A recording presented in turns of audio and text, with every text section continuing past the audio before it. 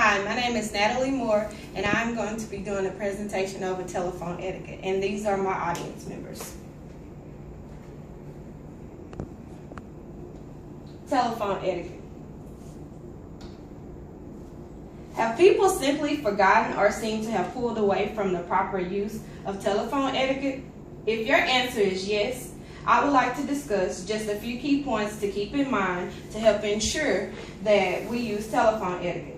After reading an article over telephone etiquette by Brian Meredith, CEO of Marketing Bureau, I have a few helpful tips to share with you. Do not interrupt, watch your language, and being polite. Do not interrupt. Do you find it quite rude when you cannot get a word in a conversation? For example, when I call a business and I'm needing some information and they pick up the telephone and I say, "Good afternoon, my name is Natalie and I am calling."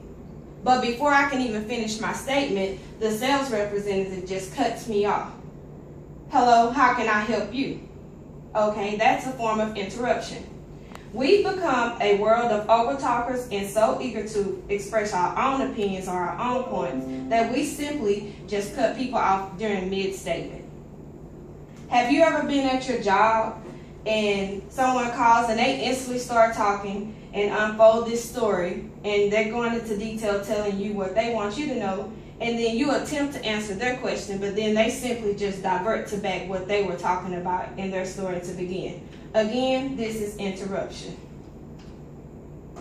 Or let's just use the example, you are a sales rep, and before you can get your complete spiel out, the customer interrupts you and asks a million questions about what you're selling, why you're calling them, when if they will just simply listen, their answers may have been answered in the beginning anyway. Next, we want to watch our language.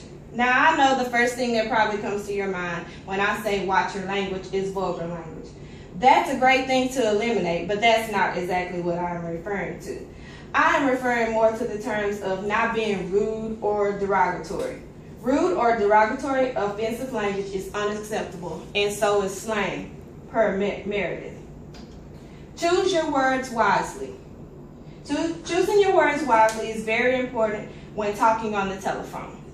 If you work in a business environment or a business setting and you are a receptionist, if you take a call for someone that is out of the office, you may refrain from saying they're not here at the moment to saying they're not available. Would you like to leave a message? And they'll get back with you shortly. That may be more appropriate.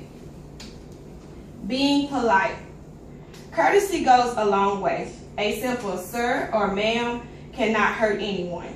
Always remember to be respectful of the person that's on the other end of the phone.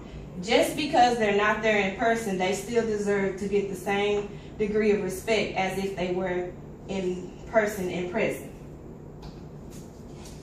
Another form of being polite is listening. Let's not all talk at once. Saying please and thank you should be also used over the telephone. Just because the person isn't there, again, keep in mind that they deserve the same degree of respect. Another form of being polite is allowing the other caller on the phone the opportunity to speak. Listening can be a great form of being polite because everyone wants to talk instead of listening. Now we're going to go over our recap. No interruption, watch your language, be polite. After covering just a few of the great pointers from not interrupting, watching our language, and being polite, I hope that I have enlightened you or encouraged you all to evaluate your own personal telephone etiquette as well as others. Thank you.